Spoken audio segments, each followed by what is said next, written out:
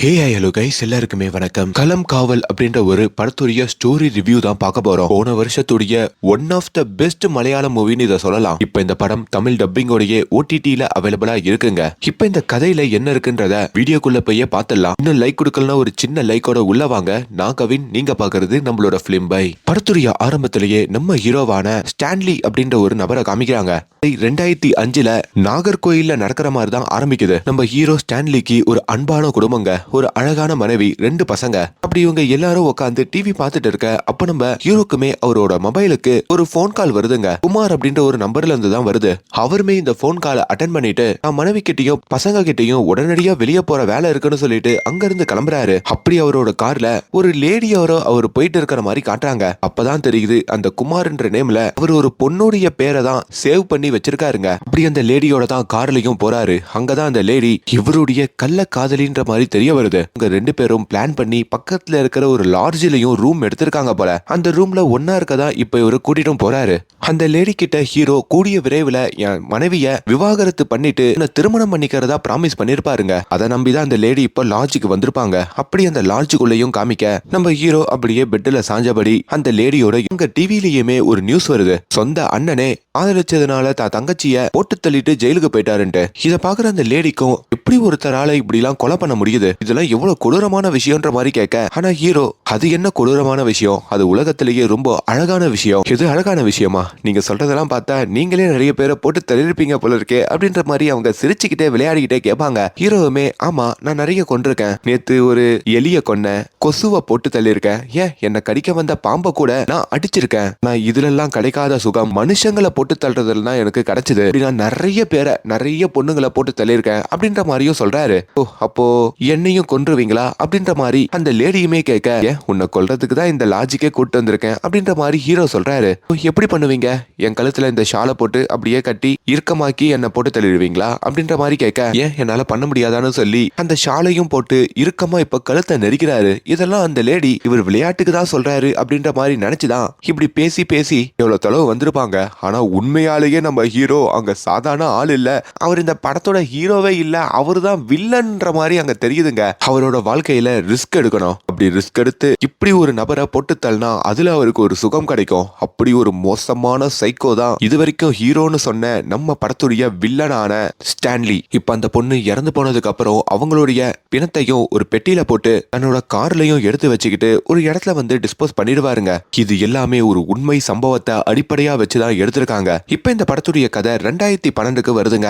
இப்பதான் நம்ம படத்துடைய உண்மையான ஹீரோ யாரு அப்படின்ற மாதிரி காட்டுறாங்க. அது ஒரு SI, அவரோட பேரு ஜெயகிருஷ்ணன். ஊருக்குள்ள ஒரு மத கலவரமே நடந்திருக்கோங்க. என்ன காரணம்னு பார்த்தா, இந்து மதத்தை சேர்ந்த ஒரு பொண்ண இஸ்லாமிய மதத்துல இருக்கிற ஒரு பையன் காதலிச்சு கூட்டிட்டு ஓடிடுறானா. இப்ப அந்த பொண்ணோட வீட்லயும் பயங்கர டென்ஷன் ஆகி அங்க ஒரு பிரச்சனை நடந்திருக்கு. இந்த கேஸை சால்வ் பண்றதுக்கு தான் இந்த SI ஆன ஹீரோ வந்திருக்காருங்க. அவருமே என்ன கேஸ்ன்ற மாதிரி டீட்டெயிலா கேட்கும் போதோ யூசப்ன்ற பையன் விமலான்ற பொண்ணை கூட்டிட்டு ஓடினதா ஒரு தகவல். ஆனா 6 மாசத்துக்கு அப்புறம் அந்த யூசப் ஊருக்கு வந்திருக்கான். அப்படி விமலாவுடைய அண்ணங்கெல்லாம் போய் அந்த யூசஃபோட சண்டை போட்டிருக்காங்க. அதுலதான் அந்த பிரச்சனை வெடிச்சிருக்குன்ற மாதிரி சொல்ல, யூசப் கிட்ட கேட்கும் போதோ நான் அந்த விமலா பொண்ணை கூட்டிட்டே ஓடல, நான் அவளை காதலிக்கவே இல்லைன்ற மாதிரியும் மறுக்கிறான். அந்த விமலா மிஸ்ஸிங், அவங்க எங்க இருக்காங்கன்ற மாதிரியும் யாரு கூட ஓடினாங்கன்ற மாதிரியும் தேடிட்டு இருக்கோன்ற மாதிரியும் அந்த கேஸ ஹீரோ கிட்ட ஒப்படைக்கிறாங்க. இப்ப அந்த விமலாவுடைய சிம் கார்டெல்லாம் எடுத்து அந்த போன் நம்பரை ட்ரேஸ் பண்ணி பாக்குறாங்க. 6 மாசத்துக்கு முன்னாடி விமலாக்கு ரெகுலரா ஒரு நம்பர்ல இருந்து கால் வந்திருக்கு. அவங்க ஓடி போகிறதுக்கு முன்னாடியோ அதே நம்பர்ல இருந்து தான் யாரோ கால் பண்ணிருக்காங்க. அதுக்கப்புறம் போன் சுவிட்ச் ஆஃப் ஆயிருக்கு. சோ அந்த பையனை தான் இந்த விமலா காதலிச்சிருக்காங்கன்ற மாதிரியும் இப்ப நம்ம ஹீரோ கண்டுபிடிக்க அந்த தகவலை விமலாவோட அண்ணன் கிட்டயும் சொல்லி, விமலா அந்த யூசஃபை லவ் பண்ணல, தமிழ்நாடு ஆத்தூர்ல இருக்கிற ஒரு பையனை தான் லவ் பண்ணிருக்கான் அப்படின்னு அந்த தகவலையும் சொல்றாரு. இந்த கேஸை நானே கண்டுபிடிச்சு கொடுக்குறேன், நீ பொறுமையா இருன்னு சொல்லிட்டு இப்ப இந்த SI ஆன ஹீரோ அங்கிருந்து கிளம்பி ஆத்தூருக்கு வர, அதே வேளையில இங்க இந்த விமலாவுடைய பிரதர் இருக்காரு பாத்தீங்களா, அவருமே தான் தங்கச்சிய உண்மையாலேயே காதலிச்ச பையன் கிடைச்சிட்டான், அவனை போய் அடிச்சு நொறுக்கி தங்கச்சியை கூட்டு வருவோன்னு சொல்லி அவனும் ஆத்தூருக்கு கிளம்புறான். அப்படி போலீஸ் போறதுக்கு முன்னாடியே அந்த ஆத்தூருக்கு வந்து அந்த பையனையும் இந்த விமலாவுடைய பிரதரும் பிரதரும் அவங்களோட ஃப்ரெண்ட்ஸும் கூட்டிட்டு போயிட்டு ஒரு இடத்துல வச்சு அடிக்கிறாங்க. என் தங்கச்சி எங்கடான்ற மாதிரியும் கேக்குறாங்க. அவனுக்குமே எனக்கு ஒண்ணுமே தெரியலனான்ற மாதிரி சொல்ல இப்ப அந்த பையனுடைய ஃப்ரெண்ட்ஸ் எல்லாம் அங்க வந்துடுறாங்க. அதே நேரத்துல தான் நம்ம ஹீரோவான போலீஸும் வராரு. இப்ப இவங்களை பார்த்ததும் விமலாவுடைய பிரதரும் அவங்களோட ஃப்ரெண்ட்ஸும் அந்த இடத்துல இருந்து ஓட இப்ப அடிப்பட்ட அந்த ஆத்தூர் பையனையும் ஹாஸ்பிட்டல்ல சேர்க்கறாங்க. அவங்கிட்டையும் 6 மாசத்துக்கு முன்னாடி நீதான் அந்த விமலாக்கு உன் நம்பர்ல இருந்து அடிக்கடி கால் பண்ணிருக்க, அப்படி அவளை நீதான் கூட்டிட்டு ஓடியான்ற மாதிரி போலீஸ் விசாரிக்கிறாரு. அந்த பையன் எனக்கு விமலா யாருன்னே தெரியாது, நீங்க சொல்ற போன் நம்பர் என்னோட பெரியமா பொண்ணு யூஸ் பண்ண நம்பர், என் ஐடியில எடுத்து கொடுத்தேன். ஆனா அவளே 10 மாசத்துக்கு முன்னாடி ஏதோ ஒரு பையனை காதலிச்சு ஓடி போயிட்டான்ற மாதிரியும் அங்க சொல்றாங்க. என்னடா 10 மாசத்துக்கு முன்னாடி இந்த பையனோட பெரியமா பொண்ணு ஓடி இருக்கா, 6 மாசத்துக்கு முன்னாடி விமலா ஓடி இருக்கா அப்படின்னு இப்ப அந்த பெரியமா பொண்ணுடைய தகவலையும் நம்ம ஹீரோ வாங்கிக்கிட்டு இப்ப அந்த பொண்ணை பத்தி விசாரிச்சா இன்னொரு பொண்ணோட தகவல் கிடைக்குதுங்க. அவங்களும் சில மாசங்களுக்கு முன்னாடி ஓடி போயிருக்காங்களாம். அப்படி சிந்துன்ற ஒரு பொண்ணை ட்ரேஸ் பண்ணும் போது ஷஃபானான்னு ஒரு பொண்ணு கிடைக்கிறாங்க. ஷஃபானாவை ட்ரேஸ் பண்ணும் போது செல்வின்னு ஒரு பொண்ணு கிடைக்கிறாங்க. இப்படி அடுக்கடுக்கா நிறைய பெண்கள் கேரளாலையும் தமிழ்நாட்டிலையும் மாறி மாறி ஓடி போயிருக்காங்கன்ற மாதிரியும் அவங்க வீட்டுக்கெல்லாம் போய் பார்க்கும் போதோ அவங்கள பத்தி எந்த தகவலும் கிடைக்கலன்ற மாதிரியும் தெரிய வருது. இப்படி ஓடி போன பெண்கள் எல்லாருமே கல்யாண வயசுல ஒரு 30 வயசுக்கு மேல கல்யாணம் ஆகாம இருக்கிறவங்களும், சில பேர் விதவைகளாவும், சில பேர் கல்யாணம் பண்ணிட்டு தன் கணவரை விவாகரத்து பண்ணி ஓடி இருக்காங்க. சோ இவங்க தான் அதிகமா இருக்கிறதாகவும் கண்டுபிடிக்கிறாங்க. இதெல்லாம் இருக்க இன்னொரு பக்கம் இந்த படத்துடைய வில்லனை காமிக்கிறாங்க. மமுக்காவை வில்லன்னு சொல்றதுக்கே ஒரு மாதிரி இருக்கு. ஆனா இப்படி ஒரு ரோல் எடுத்ததுக்கே அவரை எங்கேயோ தூக்கி உட்கார வைக்கணுங்க. இப்போ அவரோட வீட்டுக்கும் ஒரு போலீஸ்காரர் வராருங்க. தன்னோட ஸ்டேஷன்ல நடக்கிற ஒரு கேஸ பத்தி சொல்லிட்டு இருக்காரு. அவங்க ஊருக்குள்ள ஒருத்தர் சாப்பாட்டுல சைனைடு கலந்து வச்சுட்டாராம். அதை ஒரு நாய் சாப்பிட்டு செத்து போயிடுச்சான். அந்த கேஸ் போயிட்டு இருக்கிறதா சொல்ல அப்பதான் வில்லனுக்குமே சைனைடு சாப்பிட்டா உயிர் டக்குன்னு போயிடுமான்ற மாதிரியும் யோசிக்கிறாரு. இப்போ அடுத்து இதையே நம்ம செயல்படுத்தலான்ற மாதிரியும் நினைக்கிறாரு. அப்படி ஒரு கடையில வந்து பல்கா நிறைய சைனாடுகள் நம்ம வில்லன் வாங்க முதல்ல அதை ஒரு சாப்பாட்டுல கலந்து ரோட்ல இருக்கிற ஒரு பிச்சைக்காரருக்கு கொடுக்குறாரு. ஒரு 5 நிமிஷத்துக்கு அப்புறம் வந்து பார்க்கலான்னு பார்த்தா அந்த பிச்சைக்காரர் ரோட்லயே சரிஞ்சு விழுந்து போய் சேர்ந்திருக்காருங்க. அதை வச்சுதான் இந்த சைனாடை வச்சே நம்ம நிறைய பேரை பொட்டு தள்ளலான்ற மாதிரியும் இவர் முடிவு பண்றாரு. சரி, இவருக்கு பெண்கள் பத்தியான தகவல் எப்படி கிடைக்குதுன்னு கேட்டீங்கன்னா ஊருக்குள்ள ஒரு புரோக்கர் இருப்பாருங்க. அவர்கிட்ட என்னோட அண்ணனுக்கு பொண்ணு பாக்குறதா சொல்லியும் புரோக்கர் செலவு எவ்வளவு நாளும் பரவாயில்ல, எனக்கு எல்லா பொண்ணுங்களுடைய தகவலும் கொடுங்கன்னு சொல்லி அவர்கிட்ட போட்டோ வாங்கிதான் இந்த 30 வயசுக்கு மேல இருக்கிற லேடி விவாகரத்து ஆன லேடின்னு சொல்லி எல்லாரையும் டார்கெட் பண்ணுவாரு. இப்போ முதல்ல துணிக்கடையில வேலை பார்க்குற ஒரு லேடிய இந்த வில்லன் டார்கெட் பண்ணி அவங்களே ஃபாலோ பண்ணிக்கிட்டே போவாருங்க. ஆனா அந்த லேடிக்கு இன்ட்ரெஸ்ட் இருக்காது, அதனால விட்டுருவாரு. இன்ட்ரெஸ்ட் இருக்கிற பெண்களை மட்டும்தான் இவர் அந்த லாட்ஜுக்கு கூட்டிட்டு போயிட்டு அவங்களோட ஒன்னா இருந்துட்டு அதுக்கப்புறம் போட்டு தள்ளுறது வழக்கம். ஊருக்குள்ள இவருக்கு ஒரு வீடு இருந்தாலும் ஊருக்கு வெளியே இருக்கிற ஒரு காட்டுல நடுவுல ஒரு வீடு வச்சிருப்பாரு. அதுல இவர் போட்டு தள்ளுற எல்லா பெண்களுடைய புகைப்படத்தையும் வரைஞ்சு வைப்பாரு.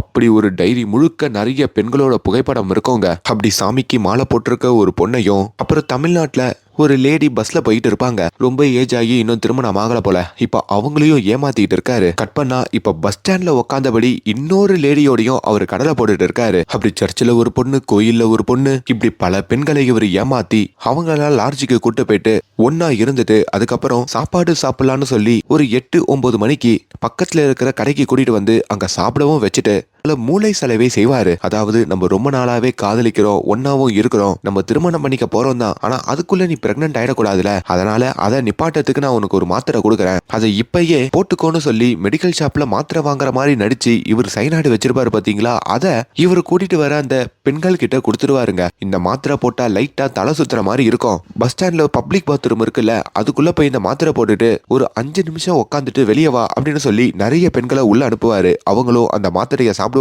அவங்களுக்கு தலை சுத்தம், அப்படியே பரிதாபமா இறந்துருவாங்க. இது எல்லாத்தையும் காலையில நியூஸ் பேப்பர்ல பார்த்து இவரு தெரிஞ்சுப்பாருங்க. அப்படி தெரிஞ்சுக்கிறப்போ இவர் மனசுக்குள்ள ஒரு சந்தோஷம். அப்படி ஒரு சைக்கோ தனத்தோட தான் இதை எல்லாம் பண்ற மாதிரி காட்டுவாங்க.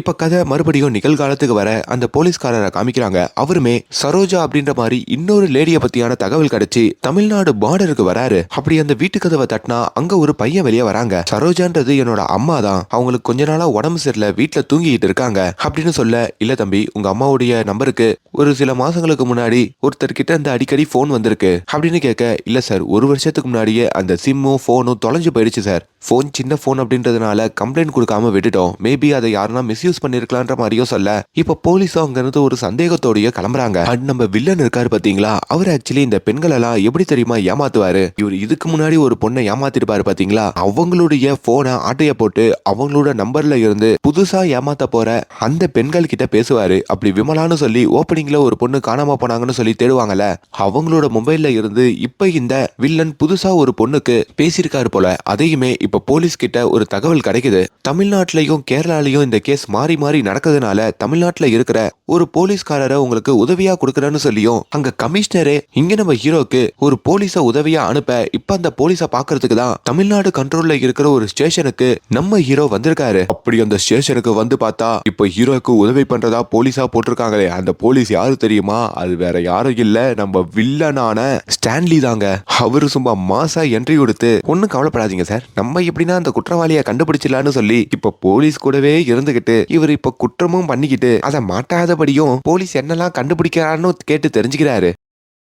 சில மாசங்களுக்கு முன்னாடி கதையை காமிக்க நம்ம வில்லன் வழக்கம் போல ஒரு பொண்ணை ஏமாத்தி ரூமுக்கெல்லாம் கூட்டிட்டு போயிட்டு கடைசியா அந்த பஸ் ஸ்டாண்டுக்கு கூட்டிட்டு வருவாரு. அவங்க கிட்டயும் அந்த சைனைடை கொடுத்துட்டு இது பிரெக்னன்சி கலைக்கிற மாத்திரன்ற மாதிரி சொல்லி பஸ் ஸ்டாண்டுக்குள்ள போய் போட சொல்ல அவங்களோட பேரு தான் சரோஜா. அவங்களும் அப்ப பாத்ரூம்குள்ள போயிருப்பாங்க. இப்ப கட் பண்ணா கதை நிகழ்காலத்துக்கு வருதுங்க. ஹீரோ வில்லன் இவங்க எல்லாருமே ஒரே வண்டியில போயிட்டு இருக்க அப்பதான் நம்ம ஹீரோக்கு ஆந்தை அப்படின்ற ஒரு நேம் இருக்கிறதையும் அங்க அவர் கேள்விப்படுறாரு. எதுக்குன்னு கேட்டதுக்கு நான் ஆந்த மாதிரி எல்லாத்தையும் பார்த்து வச்சு கடைசியா யாருன்றத கண்டுபிடிச்சிருவனா, அதுக்காக ஸ்டேஷன்ல வச்ச செல்ல பேரு தான் அது அப்படின்ற மாதிரியும் ஹீரோ சொல்லிட்டு இருக்காரு. இப்ப வில்லனும் ஹீரோ கிட்ட இது வரைக்கும் எத்தனை பெண்கள் காணாம போயிருக்காங்கன்ற மாதிரி உங்களுக்கு தகவல் கிடைச்சதுன்ற மாதிரி கேட்க 13 சொல்றாரு. நான் 30 நினைச்சேன்ற மாதிரி வில்லன் சொல்ல நீங்க எப்படி நினைக்கலாம், இல்ல சார் இது மாதிரி நிறைய கேஸ பார்த்திருக்கேன், கண்டிப்பா இன்க்ரீஸ் ஆகுன்ற மாதிரி அவர் சொல்றாரு. சோ அதை வச்சு இவர் 30 பெண்கள் கிட்ட அங்க ஏமாத்திருக்காருன்ற மாதிரி தெரியுதுங்க. இப்ப ஹீரோவோ அந்த காணாம போன பொண்ணுங்களுடைய சிம்ல இருந்துதான் அந்த சைக்கோ மத்த பொண்ணுங்களை ஏமாத்திக்கிட்டு இருக்கான். அப்படி ஒரு லேடியோடைய நம்பரை நாங்க வாங்கி வச்சிருக்கோம், அவன் மட்டும் இப்ப போனை ஆன் பண்ணானா கண்டிப்பா மாட்டிப்பான்ற மாதிரி சொல்லிட்டு இருக்க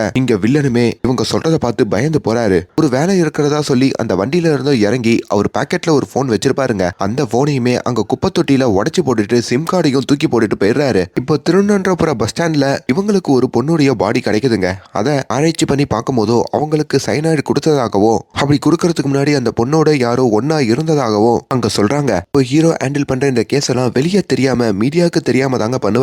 கமிஷனருமே இது வெளியே தெரிஞ்சா மக்கள் எல்லாம் பயந்துருவாங்க. ஆக்சுவலி ஒரு 2-3 பேட்டர்னை மட்டும் தான் அந்த சைக்கோ ஃபாலோ பண்ணிக்கிட்டு இருக்கான். அவ இன்னும் கூட ஆக்டிவா இருக்கலாம், கூடிய விரைவில் கண்டுபிடிங்கன்ற மாதிரியும் பிரஷர் பண்றாரு. இப்ப அந்த பஸ் ஸ்டாண்ட்ல இறந்து போன ஒரு பொண்ணு இருக்காங்கல்ல, அவங்களுடைய பேக்ல இருக்கிற சில விஷயங்கள் எல்லாம் எடுக்கிறாங்க. அதுல ஒரு நூல் கிடைக்குதுங்க. அந்த நூல் காக்கி சட்டையில பயன்படுத்துற ஒரு நூல் அப்படின்ற மாதிரி தெரிய வருது. அப்புறம் ஒரு பின் கிடைக்குது, அதுவும் காக்கி சட்டையில நேம் பேட்ஜுக்கு யூஸ் பண்ற ஒரு பின்ன்ற மாதிரியும் தெரியுது. இதை வச்சு பார்க்கும் போதோ அந்த சைக்கோ ஒரு போலீஸ்காரரா இருக்கலான்ற மாதிரியும் இவங்க ஒரு கெஸ் பண்றாங்க. டெக்னிக்கல் டிபார்ட்மெண்ட்ல இருந்து ஏஎக்ஸ் மொபைல் அப்படின்ற ஒரு இடத்துல தான் அந்த சைக்கோ சில போன்களை வாங்கி யூஸ் பண்ணிருக்கான். சிம்களையும் சில சிம்கள்லாம் வாங்கியிருக்கான்ற மாதிரி சொல்ல இப்ப அந்த மொபைல் ஷாப்புக்கு வந்து கேட்கும் போதோ சில மாசங்களுக்கு முன்னாடி இங்க இருந்து நிறைய போன் சிம் எல்லாம் காணாம போச்சு, சில பேர் திருப்பி வந்து கொடுத்துட்டாங்க, அதனால கேஸ் கொடுக்காம விட்டுட்டோம், சிலது மட்டும் காணாம போயிருச்சு, மேபி அதுதான் இப்படி யூஸ் பண்ணிட்டு இருக்காங்க போல இருக்குன்ற மாதிரி அவர் சொல்றாரு. இப்ப நம்ம ஹீரோக்கு ஒரு முக்கியமான தகவல் வருதுங்க. அதாவது காணாம போன பொண்ணுடைய ஒரு போன் நம்பர் மட்டும் ஆக்டிவ் ஆயிருக்கான். அப்படி நாகர்கோயில்ல அந்த லொகேஷன் காட்டுறதாகவும்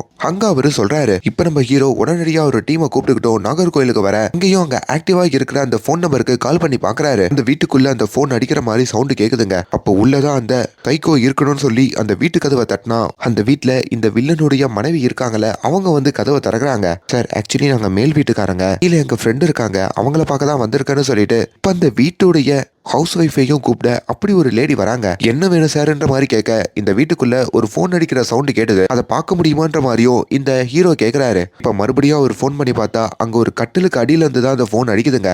அங்க இருந்து அந்த போனை எடுக்க அந்த வீட்டுல இருக்கிற லேடி கிட்டையும் உங்க கணவர் எங்க இருக்காங்கன்ற மாதிரி கேட்க அவரும் போலீஸ் தான், தமிழ்நாடு போலீஸ்ல கான்ஸ்டபிளா இருக்காரு, அவரோட பேர் மணின்ற மாதிரி சொல்றாங்க. காலையிலேயே டியூட்டிக்காக ஸ்டேஷனுக்கு போயிருக்காருன்ற மாதிரியும் சொல்ல கொஞ்ச நேரத்துல அங்க நம்ம வில்லன் இருக்காரு பாத்தீங்களா, அவர் வராரு. நீங்க என்ன இந்த பக்கம்ன்ற மாதிரி கேட்கும் போதோ, சார் நான் மேல் வீட்டுக்காரன் தான் சார், எங்க கீழ் வீட்டை சேர்ந்தவன் தான் அந்த கான்ஸ்டபிள் மணி, ஏன் என்னாச்சுன்னு கேட்க ஹீரோவும் நம்ம தேடிட்டு இருக்கிற அந்த சைக்கோ இந்த கான்ஸ்டபிள் மணியா தான் இருக்கணும், ஏன்னா காணாம போன ஒரு பொண்ணுடைய போனு அந்த மணி கிட்ட தான் இப்ப இருக்கு, அதை நாங்க எடுத்துட்டோம், இப்ப அந்த சைக்கோ மணியை நம்ம எப்படின்னா பிடிச்சாகணும்ன்ற மாதிரியும் சொல்ல அங்க நம்ம வில்லன் ஓகேன்ற மாதிரி தலையாட்டிட்டோம். உண்மையாலேயே அவர் என்ன பிளான் பண்ணிருக்காருன்ற மாதிரியும் ஒரு பிளாஷ்பேக் மாதிரி காட்டுறாங்க. ஆக்சுவலா ஃபாரன்சிக்ல இந்த போலீஸ்காரர் தான் சைக்கோ அப்படின்ற மாதிரி ஒரு தகவலை கண்டுபிடிச்சிருப்பாங்கல்ல, எங்க தான் மாட்டிக்க போறோமோன்னு சொல்லி நம்ம வில்லன் ஒரு பிளான் பண்ணிருப்பாரு. அப்படி அவர் இருக்கிற போலீஸ் குவார்டர்ஸ்ல தன்னுடைய ஸ்டேஷன்ல வேலை பார்க்கற மணியை கோத்து விட்டுலான்னு சொல்லி அவர் பயன்படுத்துற போன் எடுத்துட்டு வந்து மணியோடைய பெட்ல அவர் வச்சிருப்பாரு. அதுக்கப்புறம் காலங்காத்தாலேயே டியூட்டி இருக்கிறதா சொல்லி மணிய காலையிலேயே ஊருக்கு வெளியில கூட்டிட்டு போயிட்டு அவரோட கழுத்தை நெரிச்சு இந்த வில்லன் தான் இந்த மணியை இப்ப போட்டு தள்ளிடுவாரு. அப்படி மணியை போட்டு தள்ளிட்டு அவரோட பிணத்தை எடுத்துட்டு போயிட்டு ஒரு இடத்துல ரகசியமான இடத்துல புதைச்சிருவாருங்க. அவரை பொறுத்த வரைக்கும் இப்ப இந்த மணி மேல பழி போட்டாச்சு, நம்ம இந்த மணியை போட்டு தள்ளிடுவோம், போலீஸ்காரங்க மணியை தேடிக்கிட்டு இருக்கட்டும், இன்னொரு பக்கம் நம்ம இந்த வேலையை பார்ப்போம் அப்படின்ற மாதிரி தான் நினைச்சு இதெல்லாம் பண்ணுவாருங்க. அதை இப்போ சக்சஸும் பண்றாரு.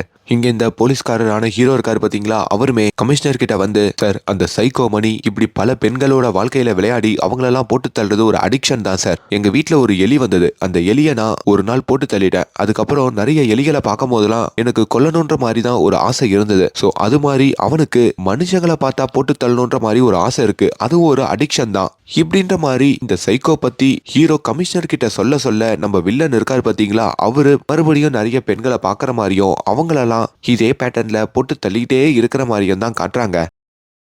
அது இல்லாம இந்த வில்லனுக்கு இது மாதிரி பெண்களை போட்டு தள்ளுறதுல எந்த சந்தேகம் இருந்தாலும் தான் ஒரு அசிஸ்டன்ட் டைரக்டர் அப்படின்ற மாதிரி சொல்லிக்கிட்டு ஒரு ஆபீசருக்கும் போன் பண்ணி ஸ்கிரிப்ட்ல எனக்கு டவுட்ன்ற மாதிரி சொல்லி எப்படி தப்பிக்காம இந்த சம்பவத்தை எல்லாம் பண்றதுன்ற மாதிரியும் கேட்டு தெரிஞ்சுப்பாரு. சோ இதுக்கு மேல சைனாய்டு கொடுத்து பெண்களோட கதையை முடிச்சா நம்ம மாட்டிப்போன்னு சொல்லி ஒரு புது ஸ்டெப்பை இந்த வில்லன் கண்டுபிடிக்கிறாரு. அப்படி தனக்கு சுகர் இருக்கிறதாகவும் உனக்கும் சுகர் இருக்கா இல்லையான்ற மாதிரி இதுக்கப்புறம் தான் நெருங்கி இருக்கிற பெண்கள் கிட்ட அவர் செக் பண்றதா சொல்லி இந்த சுகர் செக் பண்றதுக்கு ஒரு ஊசி மாதிரி கையில குத்துவாங்கல்ல, அப்படி சில கருவியெல்லாம் வச்சு பெண்களுக்கு செக் பண்றாரு. ஆனா அதுலதான் ஒரு விபரீதமும் நடக்குதுங்க. அதை பாக்குறதுக்கு முன்னாடி இந்த வில்லன் டைவர்ஸான ஒரு லேடியோட கார்ல வழக்கம் போல ஏமாத்தி கூட்டிட்டு போகும்போதோ அவர் கார்ல இல்லாத சமயம் டேஷ்போர்ட்ல இருக்கிற நிறைய போன்களை அந்த லேடி கவனிக்கிறாங்க. அதுல ஒரு போனையும் ஆன் பண்றாங்க. இப்ப போலீஸுக்கும் அந்த சிக்னல் கிடைக்க அந்த போன்ல இருந்து இன்னொரு லேடிக்கு கால் போயிருக்கிறதா அந்த இன்னொரு லேடி பத்தியான தகவலையும் அங்க இந்த ஹீரோ கிட்ட சொல்றாங்க. அப்படி ஹீரோ அந்த லேடிய தேடியும் அவங்களோட வீட்டுக்கு போனா அந்த லேடி இறந்து போய் 2 நாள் ஆச்சுன்ற மாதிரி சொல்றாங்க. இந்த போலீஸ்காரரான ஹீரோக்கு பீதியை கொடுக்குது. என்னடா நம்ம அந்த சைக்கோ மணியை தேடிக்கிட்டு இருக்கோம், ஆனா அவன் தலைமறைவா இருந்துகிட்டே இன்னும் இது மாதிரி நிறைய லேடிஸ போட்டு தள்ளுறானேன்ற மாதிரியும் பயப்படுறாரு. இப்ப அந்த இறந்து போன லேடியோடைய உடம்ப ஆராய்ந்து பார்க்கும் போதோ முன்னாடி இந்த சுகர் டெஸ்ட் பண்ற மாதிரி ஒரு மிஷினை காமிச்சிருப்பான் பாத்தீங்களா,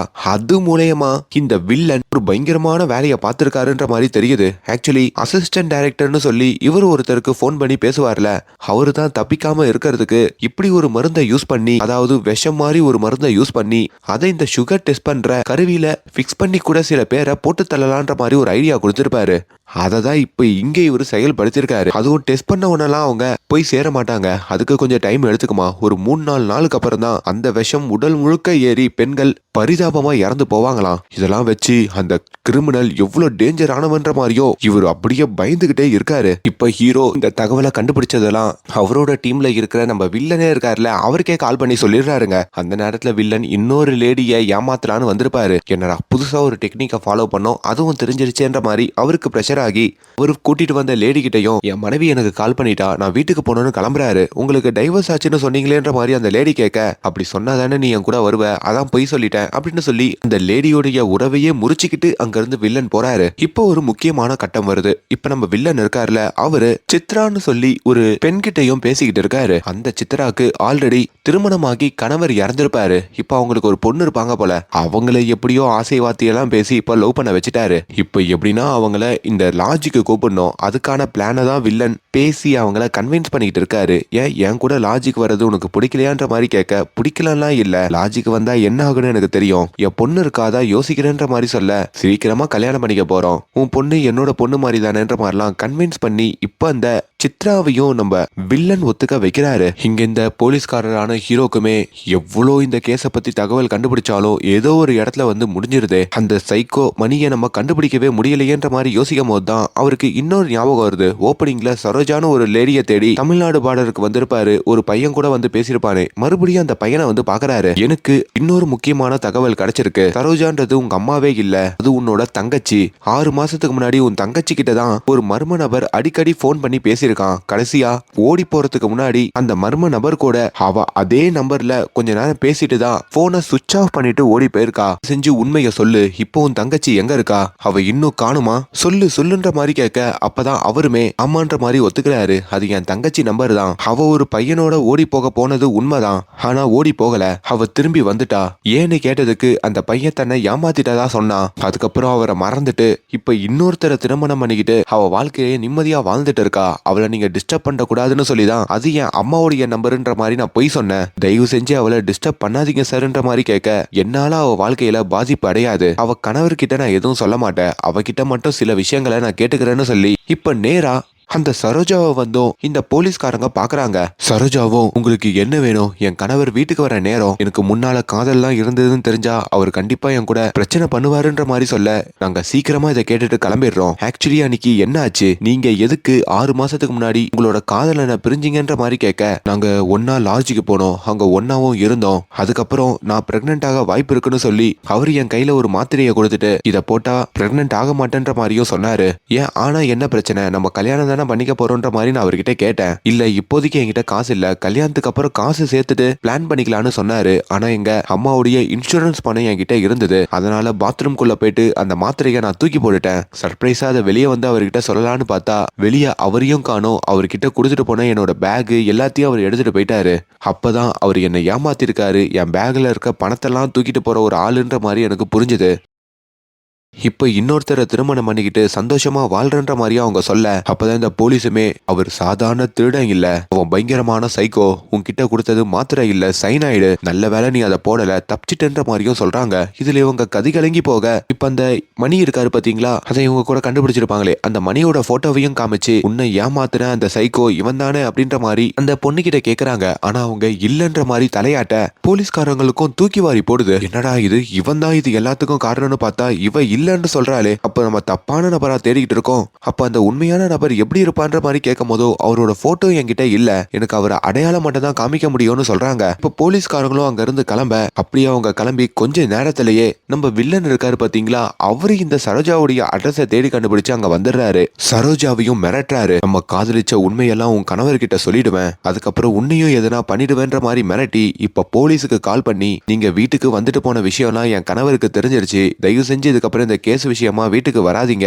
என்ன விட்டுருங்கன்ற மாதிரி சரோஜாவோட வாயாலேயே சொல்ல வைக்கிறாரு. ஏமா கொஞ்சம் இருமா, ஸ்கெட்ச் ஆர்டிஸ்ட் மட்டும் உங்க வீட்டுக்கு வருவாங்க, இந்த சைக்கோ எப்படி இருந்தான்னு மட்டும் தகவல் சொல்லுமான்னு சொன்னாலும் சரோஜா அதை கேட்காமயே போனை வைக்கிறாங்க. சரி, சரோஜா கிட்டதான் அந்த சைக்கோ எப்படி இருந்தான்னு கேட்க முடியல. இந்த சரோஜாவும் இந்த சைக்கோவும் லவ் பண்ணது ஒரு பஸ்ல தாங்க. ரெகுலரா அந்த பஸ்ல போயிட்டு வந்துதான் அவங்க காதலிச்சிருக்காங்க. அப்படி அந்த பஸ்ஸுடைய கண்டக்டரை வந்து இப்போ இந்த போலீஸ் பாக்குறாரு. அவர்கிட்டயும் இந்த சரோஜாவோட போட்டோவை காமிச்சோம், இந்த பொண்ணை பாத்திருக்கீங்களான்னு கேட்க இந்த பொண்ணு எப்பவுமே இங்க ஒரு பையனோட சில மாசங்களுக்கு முன்னாடி இந்த பஸ்ல தான் பேசிட்டு போவாங்க அப்படின்னு சொல்ல இப்ப அந்த பையனை உங்களால அடையாளம் காண முடியுமா, அவரோட உருவம் எப்படி இருக்குன்ற மாதிரி சொல்ல முடியுமா, அதை வச்சு அங்க ஸ்கெட்ச் ஆர்டிஸ்ட் வரைவாங்கன்ற மாதிரி அந்த கண்டக்டர் கிட்ட கேட்க அவருமே தாராளமா காட்டுறதா சொல்லி தன்னுடைய வீட்டுக்கும் வர சொல்றாரு. இப்போ ஒரு ஸ்கெட்ச் ஆர்டிஸ்ட கூட்டிக்கிட்டோம் நம்ம ஹீரோ அந்த கண்டக்டரோட வீட்டை நோக்கி போயிட்டு இருக்க அப்ப நம்ம வில்லன் கிட்ட இருந்து போன் கால். என்ன சார், கேஸ் எந்த நிலைமையில போயிட்டு இருக்குன்ற மாதிரி கேட்க அந்த சரோஜா பொண்ணு எதுவும் சொல்ல மாட்டேன்னு சொல்லிட்டா சார். சரோஜாவை லவ் பண்ற டைம்ல அந்த பையனும் சரோஜாவும் லவ் பண்றத ஒரு கண்டக்டர் பாத்திருக்காரு.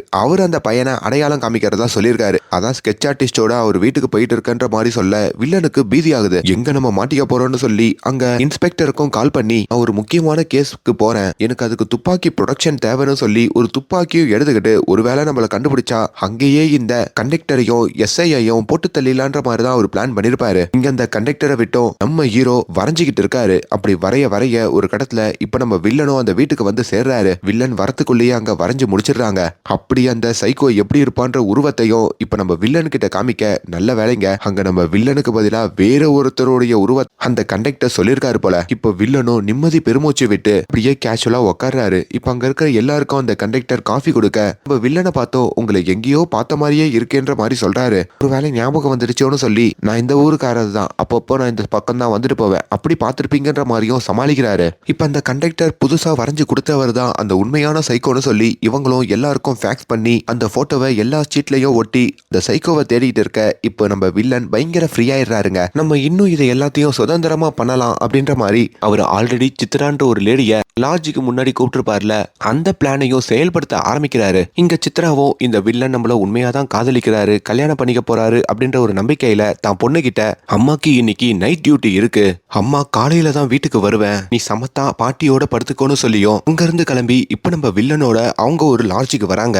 வில்லனும் லாட்ஜ் உள்ள நுழைஞ்ச உடனே ரிசப்ஷன்ல ரூம் கீயை கேட்க உங்களோட அட்ரஸ் ப்ரூஃபை கொடுங்க அப்பதான் ரூம் சாவி கொடுக்க முடியும்ன்ற மாதிரி ரிசப்ஷன்ல சொல்ல, நேத்து அட்ரஸ் ப்ரூஃப்லாம் வேணான்னு சொன்னீங்க, இன்னைக்கு வேணும்னு சொல்றீங்கன்னு சொல்லி சண்டை போட்டு அவருடைய அட்ரஸ் ப்ரூஃபை வேண்டா வெறுப்பா வில்லன் கொடுக்கறாரு. அதுக்கப்புறம் அந்த சித்ராவோட அவரு மேல இருக்கிற ஒரு ரூமுக்கு வர, அதே நேரத்துல இங்க நம்ம ஹீரோ இருக்காரு பாத்தீங்களா, அவரும் நேரா சரோஜாவோட வீட்டுக்கு மறுபடியும் போறாரு. அப்படி சரோஜா கிட்ட ஏதோ ஒரு விஷயத்த பேச வர, ஆனா சரோஜா டக்குன்னு கதவை மூடிடுறாங்க. இங்க வில்லன் அந்த லேடியோட ஒன்னா இருக்கும் போதோ யாரோ கதவு தட்டுற சவுண்டு கேக்குது. யாருன்னு திறந்து பார்த்தா அந்த ரிசப்ஷன்ல இருந்த நபர் என்ன வேணும்ன்ற மாதிரி கேட்டதுக்கு, சார் நீங்க போலீஸ் தானே அப்படின்ற மாதிரி கேக்குறாரு. வில்லனுக்கு பயம் வந்துருது. எப்படி கண்டுபிடிச்சான்ற மாதிரி வெளியே வந்து எப்படின்னு கேட்க, இல்ல சார் உங்க பர்ஸை திறக்கும் போதோ அதுல உங்க ஐடி இருந்ததை நான் பார்த்துட்டேன், எனக்கு ஒரே ஒரு உதவி மட்டும் பண்ண முடியுமா, கொஞ்ச நாளுக்கு முன்னாடி என் பொண்ணு காணாம போயிட்டா, போலீஸ்ல கம்ப்ளைண்ட் கொடுத்திருந்தேன், ஆனா அந்த கம்ப்ளைண்ட் அவங்க பெருசா எடுத்துக்கல, நீங்க தான் உதவி பண்ணணும்னு சொல்லி அவங்க பொண்ணுடைய போட்டோவையும் தகவலையும் அந்த ரிசப்ஷனிஸ்ட் நம்ம வில்லன் கிட்ட கொடுக்க, இவரும் அந்த போட்டோவை வாங்கிட்டு தன்னோட ரூமுக்கு திரும்புறாரு. அப்படி அந்த போட்டோவை ஓபன் பண்ணி பார்த்தா அது வேற யாரும் இல்ல, ஓப்பனிங் சீன்ல இவரு ஒரு பொண்ணை ஒரு லாட்ஜில் வச்சு போட்டு தள்ளியிருப்பார்ல அந்த பொண்ணு தானு தெரிய வருது. இவருக்கு ஒரு மாதிரி பீதி ஆகுது. இது விஷயமா பேசுறான்னு சொல்லி கீழே ரிசப்ஷனுக்கும் நம்மளுடைய வில்லன் வர, ஆனா அங்க ரிசப்ஷனிஸ்ட் இல்லைங்க.